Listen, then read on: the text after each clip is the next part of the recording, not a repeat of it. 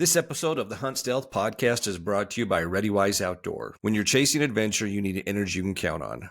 ReadyWise Pro Meals are packed with over 30 grams of protein and 500 plus calories per serving to keep you energized no matter the terrain. From the protein-packed breakfast skillet to the Thai coconut cashew curry, these lightweight, freeze-dried meals are ready in minutes. Made in the USA, ReadyWise is built for hunters and explorers just like you. Visit ReadyWiseOutdoor.com and use promo code RYAN20 to save 20% off your next order.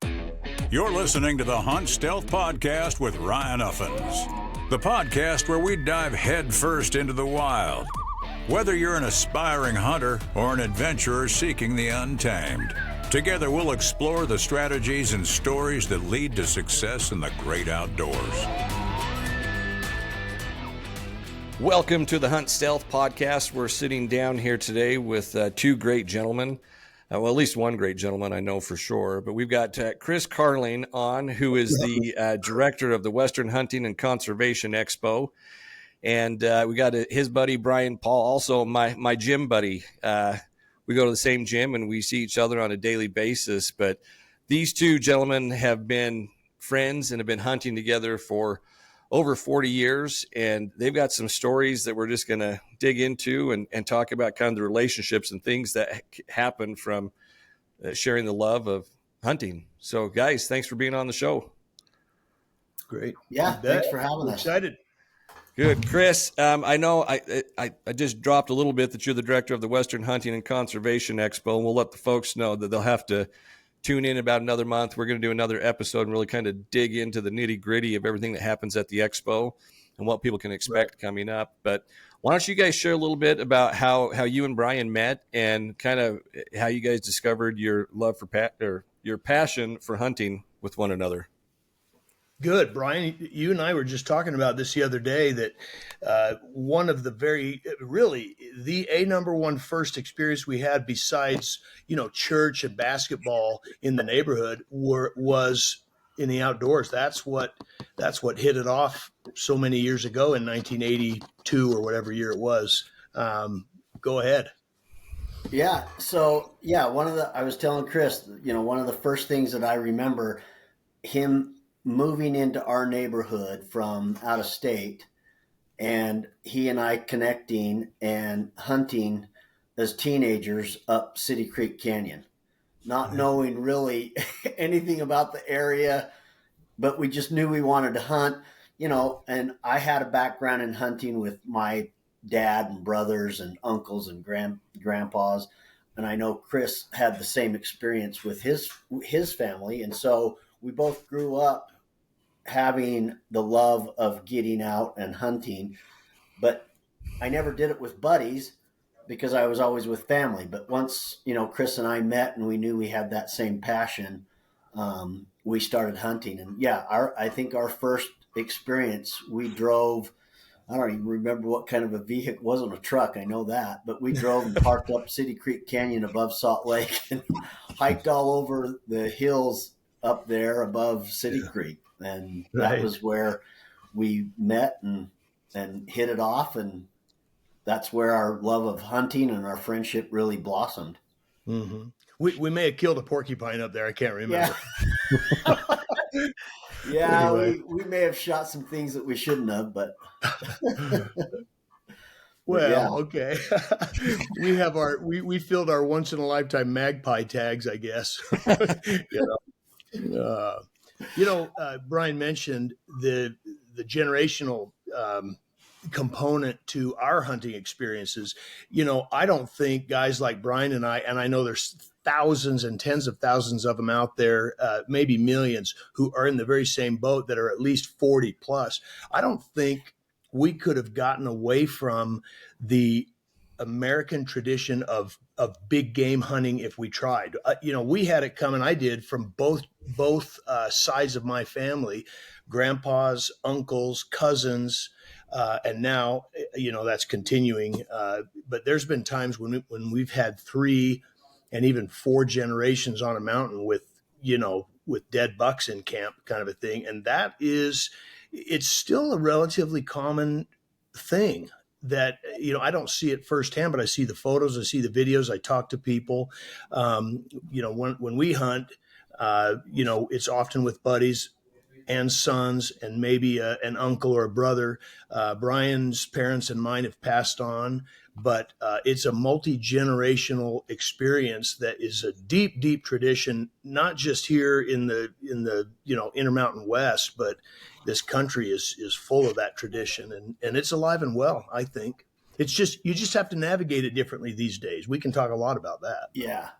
Well, and just as an example, in 2020, Chris's son drew out a tag on the San Juan. My son drew out the same tag for a limited entry bull. And we went down there. We had a big camp. We had, Chris's brothers. We had friends. We had people all over that mountain. And yeah, we shot two great bulls. Well, our boys did. And Yeah. it was a great experience being down there all together, knowing that, we were back together hunting in a big group. Whereas, there's been some years where I've chosen to spend the time with my family in northern Utah hunting for big game, and Chris has gone with his family down to central Utah and that area to hunt. And then I try and always get a tag just here in Davis County so that we can run up and fart around in the hills, above our homes. Yeah. So, yeah. I was just going to say real quick, Chris, like I do agree. I mean, my son and I just started hunting 4 years ago. So like I'm 45 and I didn't have no one in my family hunted. So I didn't have anybody to lean on. Oh, wow. My son decided he wanted to start hunting and he drugged me along with him. And now like, it's become like my passion. Like I love it. Like it's Very cool. It's I wake up, I think about it. I'm going to bed thinking about it, and I'm like constantly doing.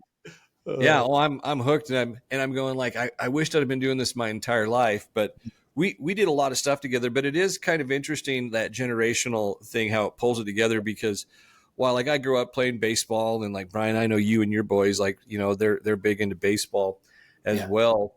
You can get people together, but it's for a couple hours. The thing that's neat about going hunting is like you go and spend like a week or 3, 4, 5 days together with like family and friends, and you're able to really grow and develop that bond. And just some of the people that I've started hunting with, like we go out together and it's fun. Like it's more than just going to a ball game. Like you get to sit there and talk. There's a lot of time that passes and you really get to know somebody. I'm not in the military, but my father was. I really believe that short of being in the military or even going to war with the guys that you're protecting and living day and night with at your shoulders, hunting is an experience that is not duplicated with that aspect. It's not like football. It's not like any sport. There's similarities, sure, but when you're outdoors and you're pursuing big game, and it's you've got that one-on-one component with nature, and you're with your brothers, your uncles, your grandpas, your best friends in this case, there's nothing that can take its place. And it's so hard to explain. My father was a fighter pilot. As his children, we knew so little about what it was like to, be in a dogfight or drop napalm or cover reconnaissance for the bombers in Vietnam, because you can't relate. If you haven't been behind the joystick of a jet or whatever, it's so hard to relate. And so we had very few conversations in depth about that. Hunting is a little bit different, but that experience is so unmatched with anything in my experience out there, really. Hey, I wanted to say something before we move on to another topic that Brian mentioned. That elk hunt down in southern Utah's San Juan area near Four Corners, that is one of about 5 or 6 super premium and highly limited areas for elk in the state. And it produces some of the biggest bull elk in the country year after year. Being down there on that hunt, and it was really ironic that both Brian's boy Mason and my boy Brandon and their buddies too, they drew. My boy had 10 or 11 points. Mason had, Brian, how many points? 4. 3 or 4 points, yeah. But that hunt with 2 tags that we filled was a hunt for about 12 guys total. It was as much my hunt and Brian's hunt as our boys hunt. And it's just, there's nothing like it. And I got to tell you, I mean, we've elk hunted for a lot of years. That was by far one of the coolest experiences I've ever had, being around that many elk, bugling in the rut, carrying on, seeing bulls every day. It was, the year after Chris knew a guy that went down, I really wanted to go down just to run around and listen to the elk and be in amongst it. It was one of the coolest experiences I've had. And Brian and another buddy that we've got, they did go down with a gentleman that works for the Utah Division of Wildlife, one of my friends. I ended up not being able to go. My dad, took a turn for the worst with cancer. But Brian and Nate, who don't know this guy from Adam, they go down there. They were going to go with me anyway, and they headed down there and they helped this guy and his boys hunt. And he ended up killing a big 7x7 that was about a 370 some odd inch bull. And that was that guy's first experience hunting elk. And it was all world, thanks to guys like Brian and Nate. They were right down there holding his hand to begin with. But yeah, pretty neat to share those experiences, even with people you barely know, and they turn into buddies quickly. But the area was just, and I'm sure a lot of the limited entry units in the state are like that. But yeah, it was bring a crew down to get the job done. Right. And these days, I think you've probably had this topic come up on your show before, Ryan, but obtaining a tag can be one of the hardest things to get your mind around as a new hunter, for sure. I haven't even begun, Chris. I can tell you, I don't even know how to navigate that. Like, I'm just putting in, like, I go get the OTC archery tag, and then I'm out there hoofing it. I will say this: I've learned a lot over the past couple months since we've started this podcast, as far as getting the job done. But that's one thing that I haven't even like really touched on, is the point system and how, like, the effort that it is to get a tag. I know, especially here in this state. Well, and my boy, one of my boys, he, in Utah, if you want to hunt deer just in a general unit, not one of the limited entry ones that requires year after year point building, that's no automatic thing. My oldest boy has applied for this general season deer hunt 4 years in a row. So now he has 4 points on Utah's general deer draw. And that we didn't used to even have a draw system on deer hunts. And now we're seeing it. And anybody who's 40 plus been hunting that many years, they have seen the trends and changes. And it's kind of disheartening on the one hand, but the reality is there are hundreds of thousands of additional hunters than there were in 1978 and 82 and 3. It's just a different game, and the big game has to be managed appropriately for both opportunity and quality, and that's a whole nother discussion, because it's a challenge for any state to manage a balance with that and keep all the hunters happy. But we just have to kind of swallow that tough pill and realize it's not an every year. You don't hunt every year unless you pay for it. There's ways around that, but it costs. Yeah, my son and I've got a bunch of people that I know that they put in just for the general archery tag. Like, they didn't draw out. That's right. Like, and I'm going like, I thought that was like easy peasy. When I first started, 4 years ago, I was like back to back. I'm like, oh, every year I get a chance to go try and get a mule deer. Nope, not the past 2 years. That's a pretty sporting challenge too, the archery. Yeah, I put in for that general deer, just here for the Davis County, whatever the unit is, and I didn't draw, so I didn't hunt this year. Everyone told me, you put in for Davis County, like, you're guaranteed a tag, and I'm like, you guys are like, no chance. I don't know what you're drinking, but I met more people that put in for a tag that didn't get a tag than I did that did. Yes, I agree with that. Me too. I wanted to touch on something that, Chris talked about, the hunting and how it's changed.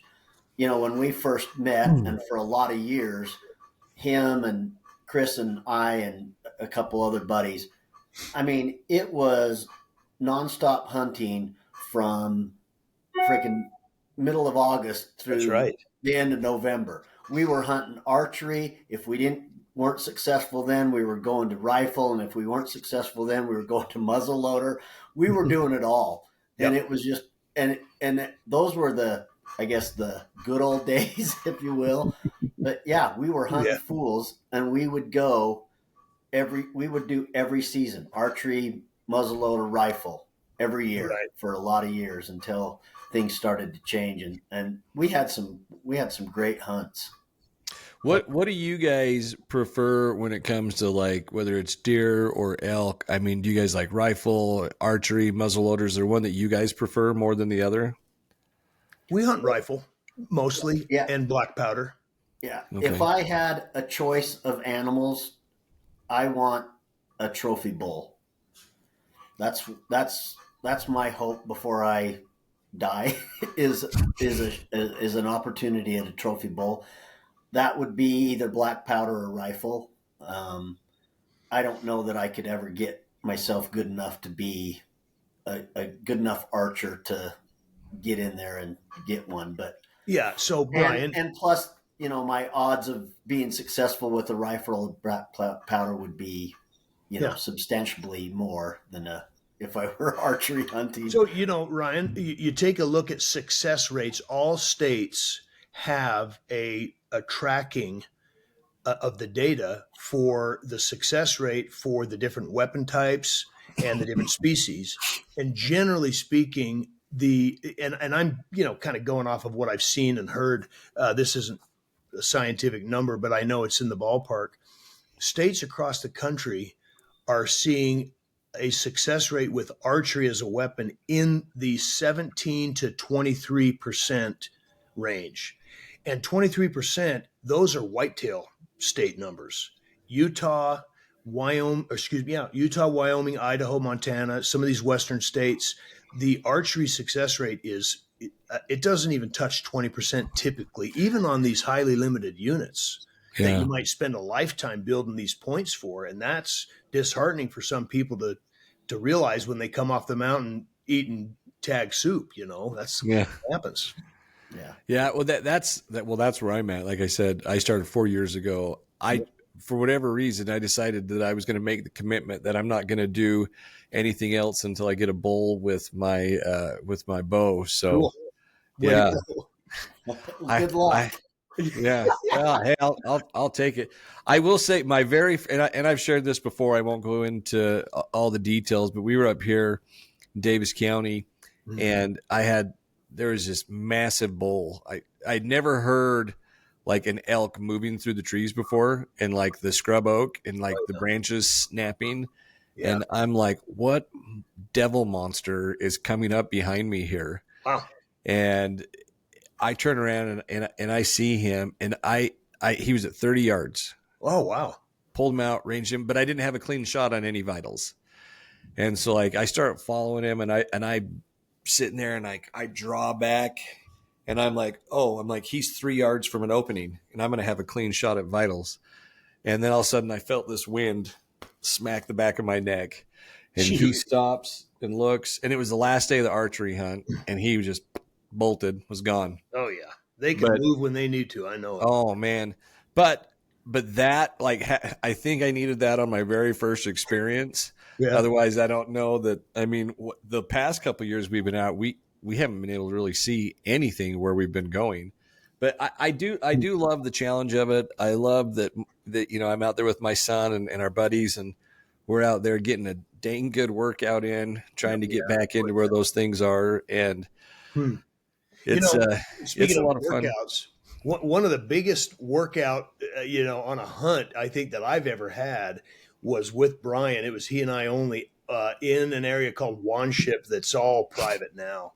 But we used to go hunt that. That's actually where I killed my first buck, which was a spike about that long. My brother and I both shot the same deer at the same time. We both got our first buck together. And years later, Brian and I are up there, and it had snowed like it used to snow in Utah in October. That it rarely snows like that anymore. And man, did that bring out the deer. And I remember, Brian, being so sweaty in belly deep snow, chasing that buck. In fact, that's the one that's on your wall, Yeah. isn't it? Right there. Yeah. That's the one. Yeah, yeah. And that was the biggest buck either of us had ever killed back in that day. How long did you have to chase that thing down for? Well, I don't remember how long we chased it, but we spotted it up near a fence line before it turned to private property. And we weren't together. We had separated. And anyway, he started coming down the ridge line of this. I think I was on one side of the ridge. Chris may have been at the top of the ridge. But anyway, he was coming down that ridge, and Chris was kind of behind him, and I was moving, I don't know, kind of parallel or to the side. Moving downhill. He dropped down into this heavy ravine, just full of scrub oak, and I thought, hell no, I'm not going in. I'm not going in there. I won't. One, it's steep, but two, if I get in there, I won't be able to see anything, right? Because it's all this scrub oak. So I stood on the ridge line and found an opening to just stand there, and Chris kept pursuing him down into the ravine. And the next thing you know, he broke out onto the other side, onto a sagebrush hill. And yeah, I let it happen. And he went down, and yeah, we loaded him into your Oldsmobile or whatever kind of car it was in the trunk. Station wagon. We didn't even have a car. We hauled him down and we just parked off the highway. Highway 80. Oh, so you guys weren't communicating via cell phone? Oh, no. Dude, no. Push your camera so we can see that buck. I haven't seen that in a while. Was it a 4x5 or just a straight 4? It's a 4x5. Yeah. Yeah. It's that little, there's a little point right up kicker there. Yeah. But anyway, that was so memorable and exciting, and a sweaty workout in 28-degree weather, you know? Yeah. Well, anyway. The funny thing is, like you say, we didn't have access to a pickup. So yeah, we threw it, dude, if you remember, it was in the back of my Honda. Oh, that's Honda right. Accord. My Honda Accord in the trunk. That's what we threw it in. Yeah. Of course, you park on the highway up there, and you're in for a couple-mile hike. Of course, we went for it, like young guys can do, you know.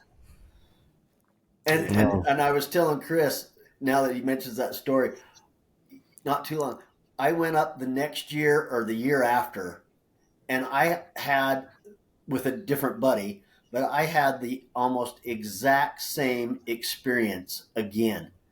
And I couldn't hit that thing from a broadside of a barn. I threw 5 shells at him and never even touched it. Never touched it. But the exact same thing. Went down the ridge line, dropped into the ravine, came out the other side. I thought, oh, this is going to be easy. Nope. Deja vu. Done this before. Yeah. Didn't even touch it.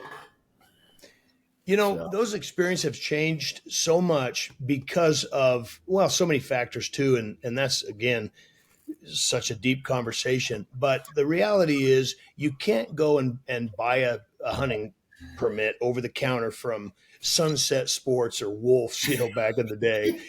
It's limited. It's controlled. It has to be limited because, well, you know, we want deer and elk and moose and sheep and goats and everything to perpetuate, and you've got to manage properly, and that limits the number of permits. Every state is in that mode now.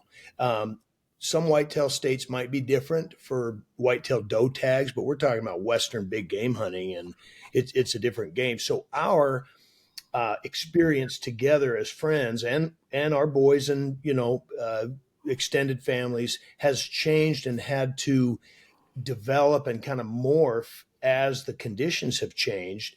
And you talk about conditions, not just regulations and not just population pressure and the reduction of, critical habitat that reduces populations, but, the fact that the weather patterns have changed, and you can't rely on, heavy snow years that produce the water for the, summer range. You can't rely on just enough snow and not too heavily like they had up on the north part of Utah 2 years ago, it absolutely just pounded those deer, killed them, a lot of them, Yeah. and it's going to take a few years to come back. Those conditions are as extreme as they've ever been, and then you add the other pressures of development and lack of habitat, or reduction of habitat, more and more private land. There's so many restrictions now that our experience hunting together as buddies is less frequent, but it's still pretty much an annual event. And any of us that have a tag or draw a tag, it's a shared event. Even though there might be Yeah. one or only two people hunting, it's Yeah. everybody's hunt. Well, Yeah. well, Yeah, it's interesting you talk about that weather pattern. My wife and I, when we get up, we go on our walks in the morning, and the past couple of years, in the wintertime, she's like, I swear when we were kids, like we had snow, Yeah. like there was always snow. We were always shoveling.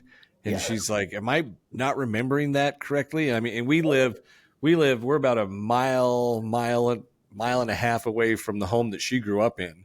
Oh, cool. And she's like, I don't think it should have changed like that much. Like, I mean, we're super close, but Yeah. it is interesting because, I mean, I remember as a little kid, like building, you'd make snowmen out in your front yard, and last year, it was a brutal winter for sure, and we had more snow out here. But I mean, it's the first day of winters tomorrow, and Was that I right? mean, yeah, 21st, right? I only know it's my boy Jackson's birthday tomorrow, Right. and he's always bummed. He's like, because why did I have to be born on the shortest, day of the year, least amount of sun? Oh yeah, Yeah. no kidding. But anyway, yeah, it is crazy how you see that. Like last year was, I mean, I had snow in my yard. I was shoveling more. I'm like, well, you got your wish. But Yeah. again, like this year, she's like, it's back to like normal now, right? What we've had. Talking about weather, Brian and I, and we've got boys and buddies and brothers and whatnot that also like to hunt. We like to hunt Colorado when we have a chance because they have a great elk population and a really good deer population and lots of national forest. But Colorado's a state, at least in my experience or our experience, Brian, without snow in the month of October, your deer and elk hunts, they tend to suffer. It's really hard to get into the quality and the numbers of animals because they stay high, and they can be at 13,000 feet right till Thanksgiving if there's no snow. And you don't just park your Honda and take a hike up there. It's an effort, and snow helps the Colorado hunt, and it can help in Utah too, depending on where and how. And too much snow in the north can kill deer. Usually doesn't kill elk. They're a different animal. But our hunting strategies try to adapt with the weather patterns. But then, speaking of Colorado, we live in Utah here, but we have found ourselves in the recent decades exploring opportunities in other states. We've had to because we love it. We have such experience, and we won't give it up. Even though it's a little more infrequent, we explore really opportunities. And Brian, help me, maybe 3 or 4 other states or more. Yeah. Well, Out of necessity. I was in Arizona right after Christmas last year hunting with a buddy. He drew a tag in Arizona, and we drove down and spent New Year's What were you a hunting? week in a hotel, driving out to the mountains every morning and hunting and elk. And we elk. didn't end up getting one, but it was still, it was a great hunt. We saw a lot of territory. We saw a lot of terrain, and it was hard. But there again, no snow. And Yeah. talking to some of the local folks, the elk were still way high, and the area that we had access to was lower elevation. It wasn't, it wasn't not even near 10,000. I would say maybe, 7,500 to 8,500 feet. Right. And there was patches of snow, but the elk just weren't in there. And No need to come down. Yeah. Right. Yeah. Brian spends a lot of time in Montana. They've got a cabin up that way by West Yellowstone, and we've all spent time up there. And just in the last 2 years, maybe 3 years, Brian's been talking to us about the idea of maybe trying to, figure out how to hunt elk up there, because he runs into them now and then and hears them, and that's kind of on the very front burner of a new exploration for us. We're just trying to feel our way through what Montana elk hunting might look like. And we don't have the answer yet. That's the way we've kind of always done it. I mean, I think back on some of the areas. I mean, when we were in our early 20s, Chris mentioned, hey, we ought to go down to Fairview, which is kind of south central Utah, Fairview, Manti, that area. And so we started going down there elk hunting in the mid 80s, and had never hunted there before. And it took us a few years to finally figure out kind of how to navigate that area where we were hunting. And it's no different than, like I say, going to Montana or wherever. You're always going to have to kind of figure it out. It might take you a couple of years to figure it out. But interesting enough about that Manti area, a funny story. We were hunting and what was that vehicle you had, the red and black sedan? Do you remember that? And you shot Toyota? That spike. And we threw it in the back of that car. It was a Toyota Corolla SR5. That only 50-plussers are didn't even know we're talking about. We had hiked our tails off all day, all over the place. We had hunted. We had driven. We were in his little car, and anyway, we had stopped. We were four-wheeling in a two-wheel driver, but anyway. Anyway, we had stopped. I don't even know why we stopped, but lo and behold, this spike came wandering down the road. I mean, literally right on the road. In the road, yeah. And we shot him, or Chris shot him, I should say.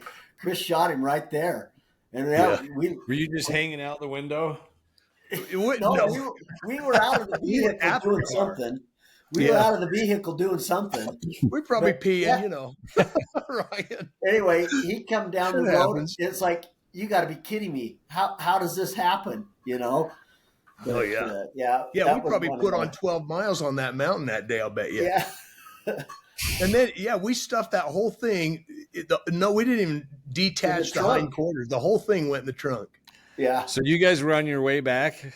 Yeah. Well, we had been somewhere. We weren't necessarily going home, but we had been driving around and we'd been hiking around and we were on our way back probably to our tent or somewhere. Drinking sheep trough water. Yeah. So we camped on this flat and then we'd drive up as far as we could and then we'd go hike.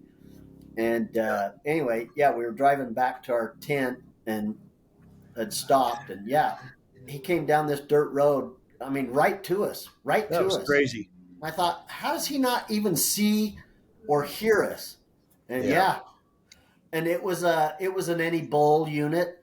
It wasn't too long after that that it became a limited entry. And so at the time that they we just started that spike only a couple years after that. That's right. Yeah.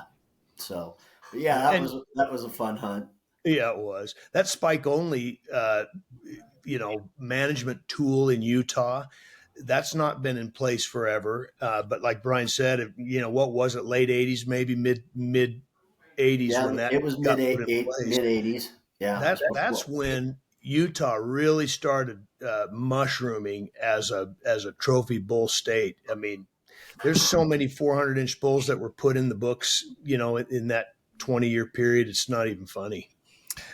Anyway. Yeah, well, and then you've got that, and then with social media, everything, people come out here, and you've got like Cam Haines and Joe Rogan who talk about coming out here and hunting in the Uintas and in some of these different units they go out on.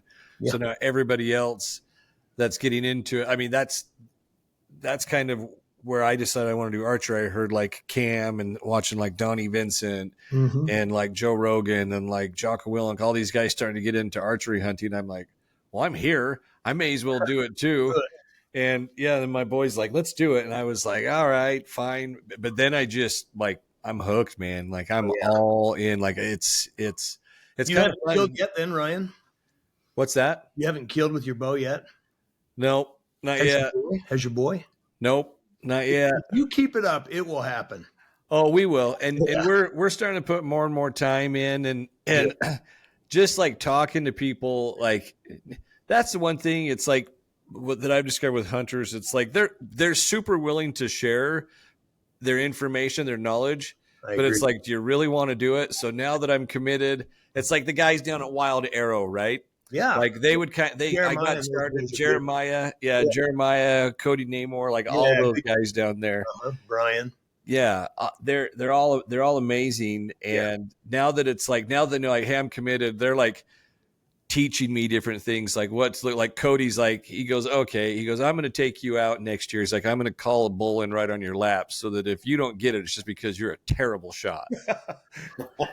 Take him up on it. It'll be good. Oh, I did. I went down there today and got a new case, one of those, one of the SKB, like, double bow case. So we're going to start doing some traveling. And anyway, we're down there talking, and I remind him every time I'm down there, I'm like, remember, you said you're going to take me out. He's like, oh, I'm taking you. Yeah.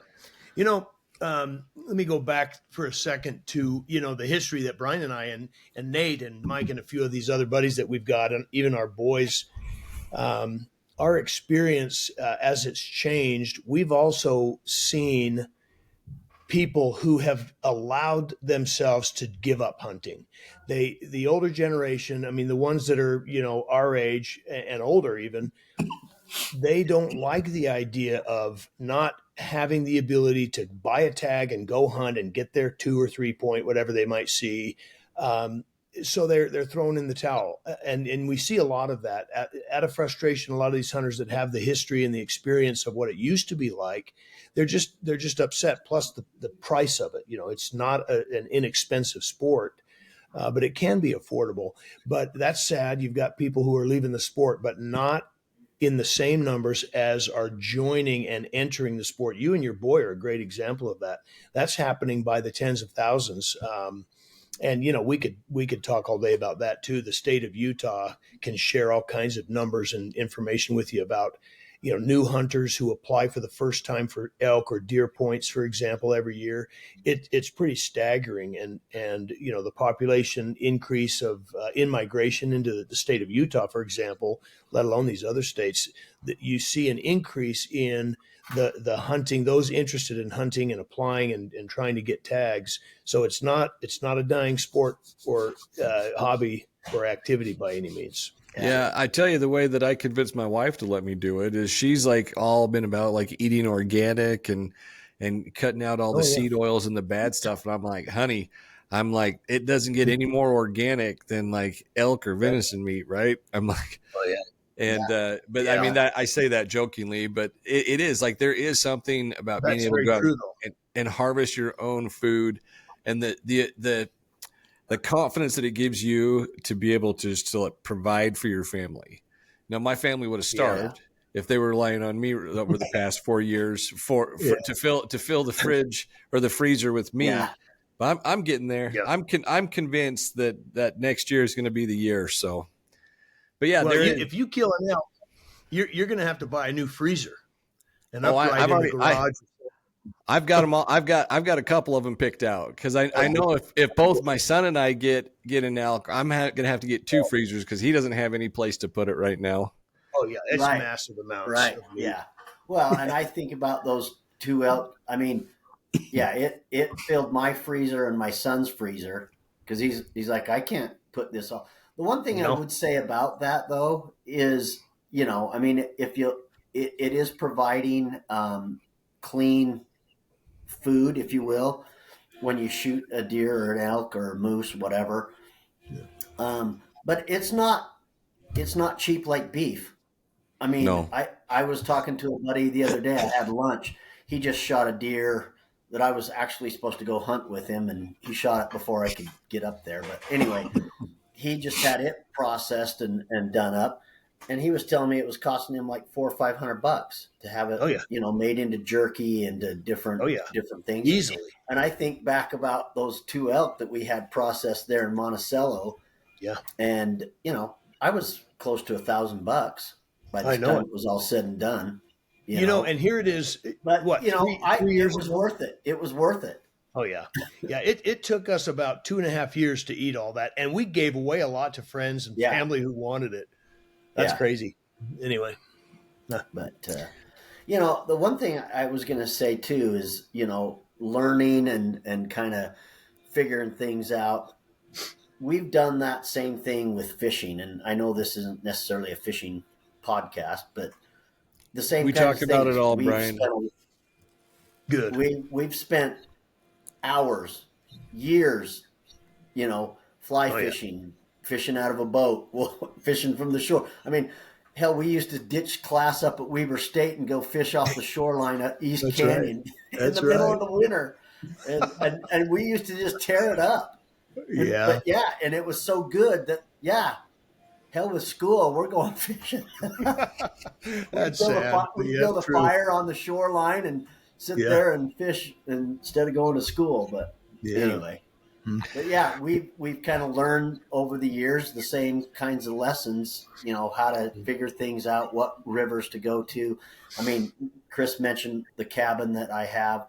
Over the years, we've figured out, you know, how to fish that lake better and you know, catch bigger fish, more fish, all that just by going there year after year and spending the time.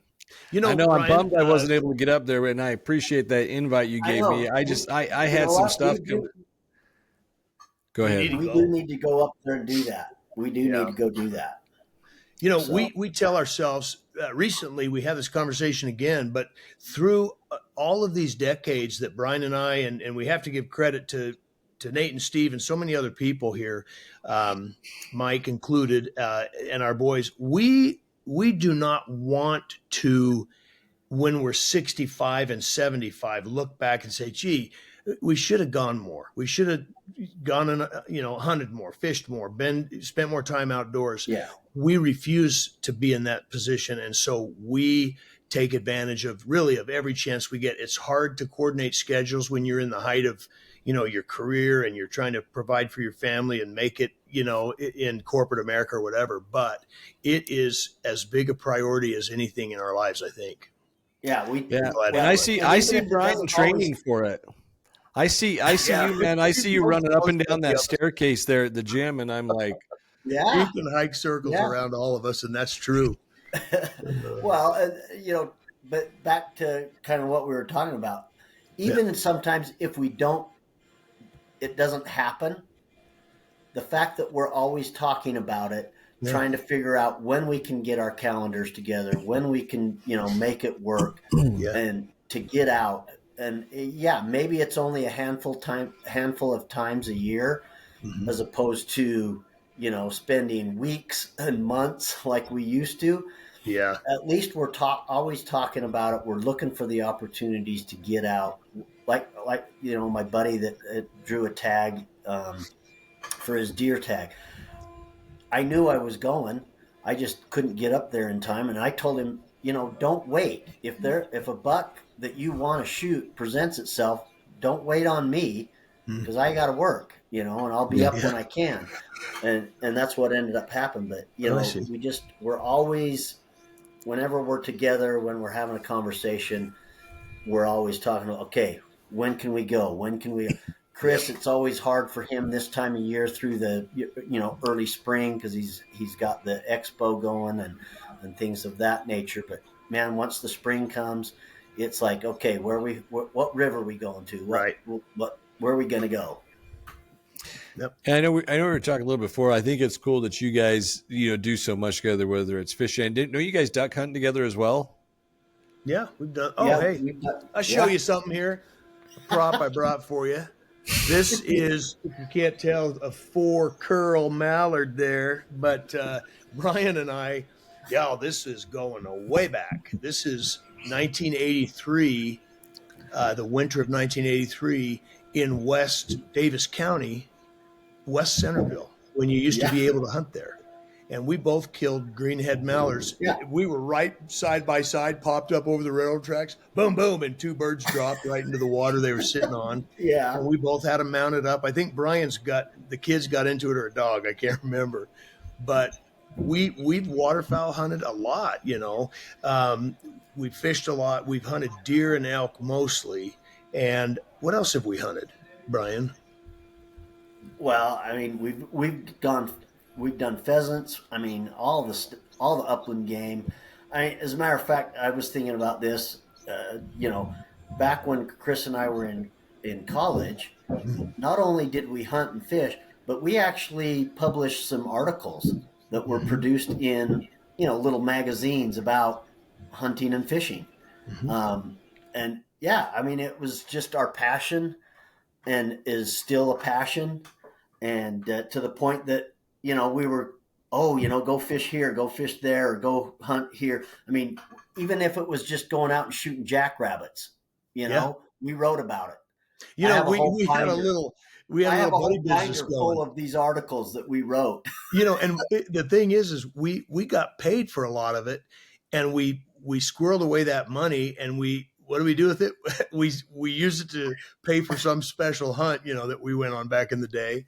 I mean, and we're not the most passionate hunters. There's guys out there that will, they would get divorced if they can't hunt. That is what they're going to do.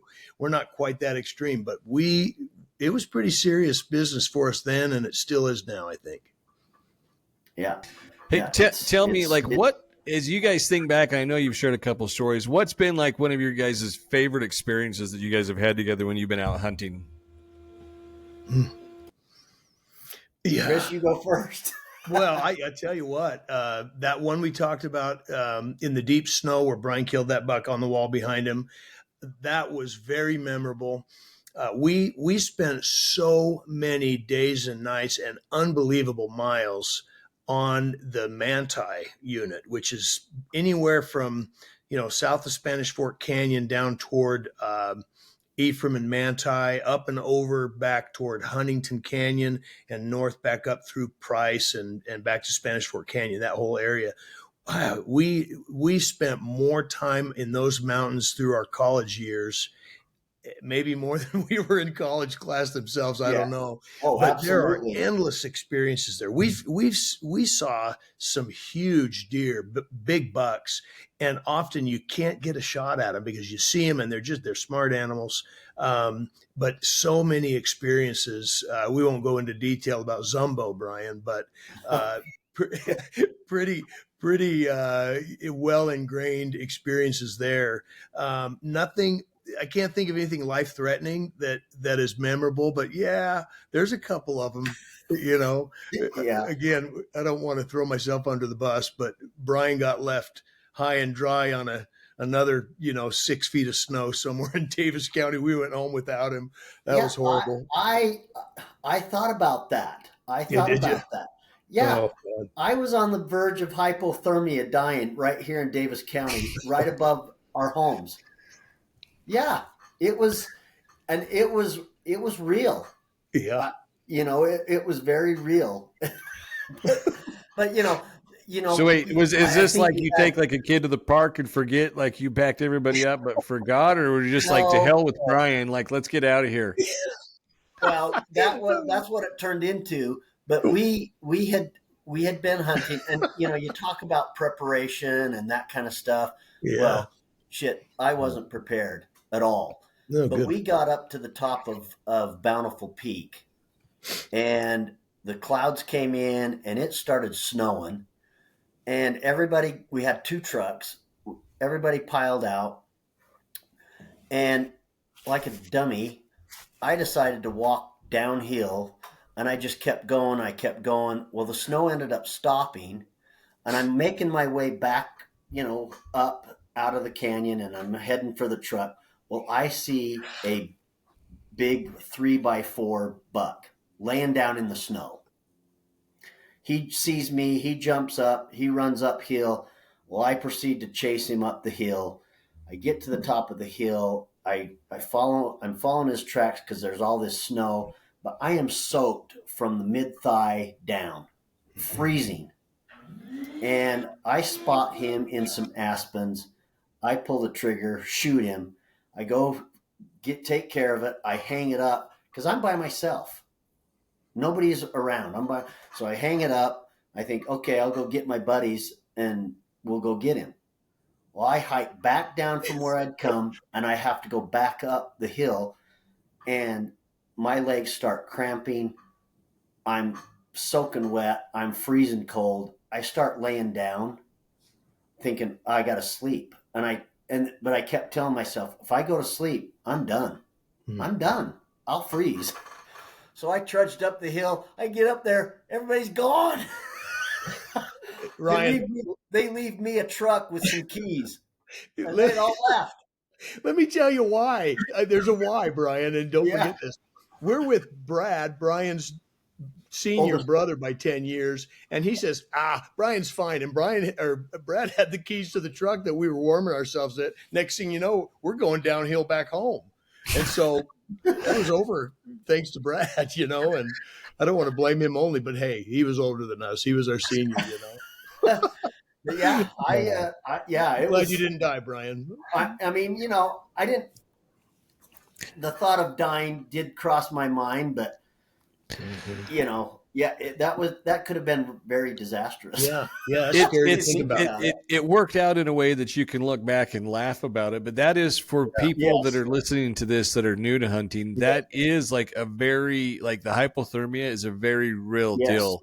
And just the knowledge that it's like if you're freezing like that and you're soaking and you start get wet, like that desire to nap, that's a death sentence. Yeah. I mean, in a lot of situations, it is. I mean, knowing where we're at, like you're not that far from civilization, but you're also pretty damn far away from civilization. I mean, it's like when, I mean, I've shared on a couple other podcasts where my boy and I were up there, you know, you were, you know, those storms, those monsoons that we had this summer. We were up there and they came in and it's like, I'm like tasting the lightning. Like I can smell the lightning. I can taste it. I can smell it. And I'm like, and it's so loud. It's like my eardrums, like when it goes off, it's like you can get in some of those situations. And if you're not prepared and you don't know what to do, like it could be a death sentence to you for real. Right. Yeah. Right. Well, you know, you mentioned experiences. That was, I mean, that's one of the memorable ones. But I got to tell you, for me, that elk hunt with our boys, 4 years ago down on the San Juan unit, it was the tops. I mean, you know, not only being with friends and being able to come back to camp every night. I mean, we had, I don't know how many days to hunt, but we'd come back, get together, have dinner, shoot the breeze, talk about where we wanted to go, and just, you know, that camaraderie, as well as all the elk just running around, bugling all night. It was just, to me, that's one that's going to be, you know, very memorable for a long time. Right. And to do it with your boys and have them be successful. I mean, that's the first animal my son has ever shot in all the years that he's been hunting. That's the first. And I'm thinking, hell, I've been hunting 40 years. I haven't shot an elk that big. Oh, yeah. You know? Yeah. I've shot cows, I've shot spikes, but no branch antlered bull. And I'm thinking, you know, here he is, not even 30 years old, and he's dropping a trophy bull. Yeah. Where do you go from here, Mason? Yeah, exactly. You know what I mean? Exactly. Mm-hmm. Yeah. You know, hunting does cost money. And so it is a more limited event in our lives. You know, we don't, I can't afford to just go buy tags and hunt because if you really want to hunt and you do have the means for it, you can hunt 10 big game hunts a year. You just pay to play kind of a thing. There's those opportunities, but that's also a big, Chris, real quick, just a question on that. Like what is the average, if someone, the pay to play, right? If someone wants to do that, like what's the average big game hunt? Like, do you have any idea? I mean, is there a range? Yeah, I can tell you a lot about that because it's all over the board. You know, here we are in the Western states.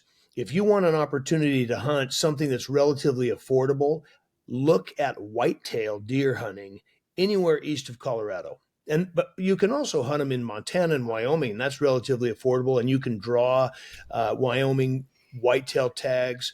But the thing about whitetail is you generally need landowner access because they tend to occur in the river bottoms and the hay fields, not always and not exclusively, but there is a lot of opportunity there. And you can find whitetail hunts for $1,500 or less. But give that on the low end, $1,500, but you can also spend 10 grand on a whitetail hunt. Mm-hmm. But that's worth exploring. And the states include, and there are many, but Kansas, Missouri, Iowa, Nebraska, even the Dakotas, they all represent whitetail hunting opportunities. And so do, God, there's just so many states there. That is, to me, on the affordable line of an antlered animal. Now, if you want to just hunt something and kill something for meat and a trophy, there's a lot of opportunity with hogs. That's fun. You can hunt hogs in California, in Texas, for several $100, really, and it's a fun hunt. You do a lot of shooting, but then if our best friend Nate, he's one of the powerful four here or whatever, but he really is on a mission to get a decent 6-point bull elk, and exploring that all over the West. There's a lot of opportunities. You're gonna be spending $6 or $8 grand for a tag if you don't draw a tag. You're gonna spend $6 or $8 grand on the very low end for an average okay opportunity, and you can spend 30 grand all day long or more. Yeah, he spent about $8 grand on that Arizona last year. Yeah. By the time you factor in the gas, the hotel, the food, food and all the stuff, he was into it about $8 grand. But like Colorado is a good example. There's opportunity there. It's changed a lot, but you can apply, and in a lot of cases, you can draw a deer or an elk tag in the first couple of years of putting in. For elk in Colorado, they have several over-the-counter tags that you can just buy, and Colorado is now, from what I understand, statewide 4-point or better. You can't kill a bull if it doesn't have at least 4 points on one side, but you can get into that kind of a hunt for about $1,000, maybe less. Yeah, we went down there and did that. I've got another guest that I'm going to have on here in next month. Have you heard of Infinite Outdoors? I don't know if you've heard of them. So this is a newer company, and I'm not going to go into great detail, but what they basically do is they work with private landowners, and then they go and they will. So if somebody gets a tag, you can do exactly what you talked about with the whitetail, like get the rights to go hunt on their land. And it's anywhere from $99 up to, like, depending on the type of animal you're going after, up to like $1,500. So it's much more manageable. But I mean, they've got everything from like duck hunting, goose hunting, coyotes. But yeah, so they actually have like these biologists that they send out to like survey the land when they talk with the private landowner to make sure that there's the proper game, so that if somebody does get a tag, they have a high probability of having a successful hunt. So, cool. Yeah, I'm going to have those guys on, and I'm excited to learn more about everything that they're. I'm just barely scratching the surface on it, but I think they're doing some really cool things. You can fill a lot of podcasts with how to navigate an affordable way to hunt the West, for example. And there's a lot of hunting consulting groups out there that help average hunters all day long. They'll help them and give them pointers and lead them in the right direction. There's resources out there, and every single state, their Department of Natural Resources or Wildlife and Parks, depending on what the states call themselves, they are obligated and they're paid, and they do a good job of providing general information to the average hunter, including mapping and opportunities. And here's where you go on the website to apply. And one thing I want to say, sorry to get off on this real quick though, anyone who listens to this, I think, needs to understand that every state out there requires that you, as a potential hunter, first completes your hunter safety. Have you talked all about that? No, I mean, I would assume it's kind of a given, but yeah, I mean, go ahead and touch on that for just a second. Yeah, nobody's going to hunt another state, or in their home state for that matter, without completing the hunter safety course. Hunter education is what it's often called. Every state offers it. Utah and Idaho and a lot of the mountain states, they make it real easy for you to, study and take the online test. And some states require a shooting day, a couple hours out with a wildlife officer to prove that that you can point, shoot, and aim and shoot and all that appropriately. But you're not even going to be able to think of applying for a tag, let alone buying a license and a permit without that. So you're dead in the water if you don't start with that foot forward. Yeah, when I got started, I didn't even have my hunter safety license. I did. They had that 3-year program. I forget what it's called right now, but you could go online. You take like a little test, and then you can go out with somebody who has their hunter safety, like license, like a mentor thing, huh? Yeah, that's how I got it. I mean, you have. To, I think the caveat is if you have to go out with somebody who has their hunter safety that is over 21. Yeah. So wow, so that's cool. I didn't know that. That was how I got started. I'm like, I don't know, and just went down like you said, bought a bow and sure. did that course, and then I was able to go online and buy my OTC elk tag, and we did get a buck tag our first year, but didn't find anything. So, but yeah, it is important for people to remember, like, you make sure, like, follow.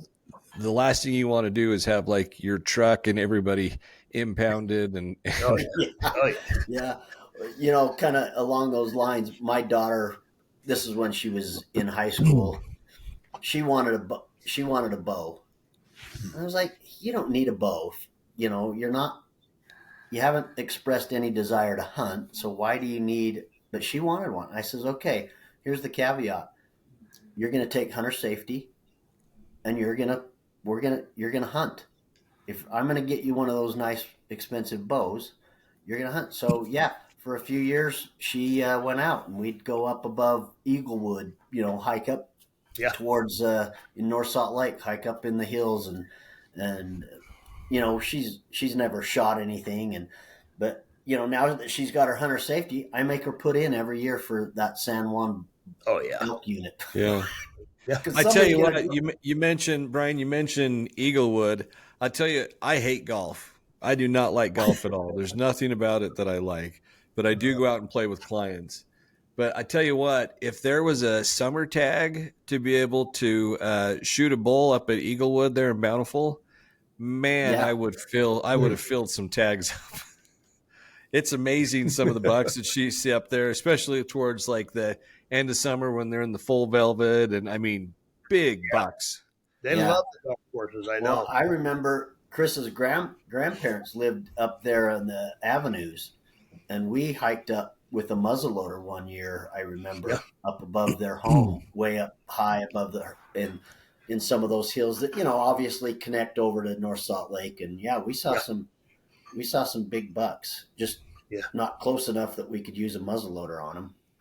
Yeah, that used to be a neat area to hunt. Boy, the deer would come down out of that, basically the upper East Canyon mountains and the mountains way above the University of Utah, and they would filter down all through the neighborhoods even during the rut, and you'd see those bucks chasing and fighting, and you could get into them. But man, with that black powder before they got more sophisticated, that was about an 80-yard game, and that's it. It was a tough hunt. Tough like archery. Golf, Ryan, when you need a buddy or two to golf with you and your clients, call us. We like golf, but I was going to say, hunting is a lot like golf in my life. It keeps me connected to my buddies. I'm a horrible golfer, but I love to golf with my buddies. It's one of those things that keeps you connected, in the middle of the season, in the spring and in the summer when you can't hunt. And that's the benefit of golf to me, Yeah. When I say I hate it, it's mine's more along personal reasons. I'm not going to get into them right now, but I mean, I'm not a bad golfer. I'm not a good golfer, that's for sure. But it is fun. Like my son loves to golf.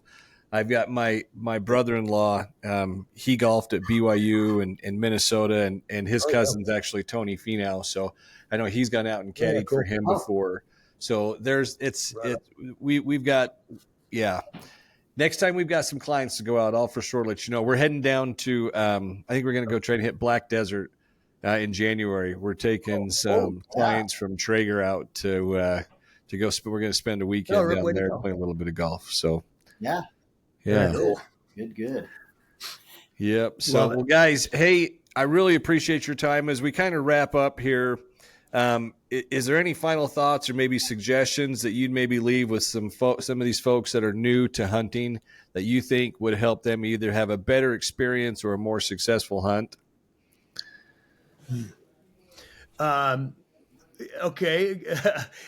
First of all, when you get into hunting and everybody that hunts consistently or makes the attempt, they're going to have an opportunity to pull the trigger or release the arrow. Do it. Do not be afraid to take a shot at your first buck. A little one is a great first deer. Like I said, mine was barely about 5 inches, and I shared that with my brother, and I don't regret that a bit. But when you pass that milestone after you've killed your first buck, for example, you'll never kill a bigger buck or a bigger bull if you don't let the little ones go. You have to be willing to pass if you want something bigger. That's a hard thing to do when you get that buck fever and when it's so exciting to have success. So, but that's a true immutable law that if you don't let those little ones go, you will not kill a big one. Yeah, my buddy who I went up with, who's one of the partners with what we're building out here at Hunt Stealth, Dustin Green. We were up with him and his cousin Quinn Green, and we're in Farmington. This was, I don't know, a month ago. But we were going up in the morning. We meet at the Farmington Cemetery, skirt on up to some property we had some access to, and we're sitting there, and we've got this little Forky that comes up, and he walked right up to us. And I'm like, how's it? Kind of like what you guys had said. I'm like, how does he not see us? Because he starts, he just starts walking right at us, and Dustin's sitting there, and he draws back on this thing, and he's just like ranging it, but he's sitting there. This thing's at 35 broadside, and then he finally stops at 35 yards, like looks right at us, and he's just like whispering. He's like, I don't want to. He's like, I'm sorry, Ryan, I don't want to shoot it. And I'm like, dude, because it's kind of like what you said, like. He had some bigger bucks that he shot before, and he's like, I want to let this guy get a little bit bigger. And so anyway, he lets it go, and he just kept apologizing. I'm like, dude, that's your tag. Like, you do what you want to with it. So, but it is. So I've seen that. I've witnessed it, and it's good to let some of those younger bucks get a little bit bigger, get a little bit more savvy. This guy, I don't know if this guy's going to make it. Well, he's probably, if he's made it, he's made it now. Yeah, we're the 20th now. So unless he's dodging cars, but yeah, I think he'll probably make it. Yeah, good. Yeah. Yeah. One of the things I would say is, we've talked a lot about, not specifically all the things that hunting entails, but more about relationships and how I would just say somebody that's getting started, find somebody that has that like passion that you can, count on to go out, be out, go with you, and have those experiences. Whether you're successful, I would almost say nowadays coming home sometimes without an animal is as successful as getting one. Yeah. They're a lot of work. Yes. But just finding somebody that has that same passion that you can count on to go with year in, year out, whether it's just up above your home here in Davis County, like we've done over the years, or you're spending a week in Arizona or wherever, just get somebody that has that like passion, that's willing to spend the time and can take the time. 'Cause that's, the next thing you know, 40 years plus have gone by and you have all these experiences. And like I say, we're not professional hunters. No. We're just dudes trying to figure it out, even probably still to some degree. But over the years, we've learned a few things and incorporate those things. And so I would just say, if you're just getting started, find somebody with that like passion, maybe somebody that has some experience with it, maybe more than you do, and just start making it happen. Yeah. Perfect. Very cool. Guys, Brian, Chris, really appreciate your time. It's been fun sitting down, chatting, to get to know you guys a little bit better. Brian, we'll have to do another podcast up at the cabin. We'll get up there, get some fly fishing. We could do that. Yeah, we can do that, and fun. then Chris, will, like I said, we'll have you back on as well, and we'll dig in as we get a little bit closer here to the Western Hunting and Conservation Expo that's going to be happening here in Utah here in end of mid-February. So, Okay, guys. Hey, everyone, appreciate you for sticking around. Hope you enjoyed the show. Stay safe, and we'll talk to you guys next time. Elevate your next adventure with blue coolers from Cata Sports, designed to keep your food and drinks ice cold no matter where the journey takes you. With top-tier insulation, rugged durability, and built-in wheels for easy transport, these coolers are the ultimate sidekick for all of your outdoor adventures. Best of all, they deliver unbeatable performance at a price that won't break the bank. Head on over to catasports.com and use promo code Ryan10 to save 10% off your order. Thank you for listening to another episode of the Hunt Stealth Podcast. Hey, I have a favor to ask. If you would and you enjoy this podcast, head on over to wherever you consume it and leave us a review. It's going to help us get this pumped out to more people that might be interested in hearing podcasts like this.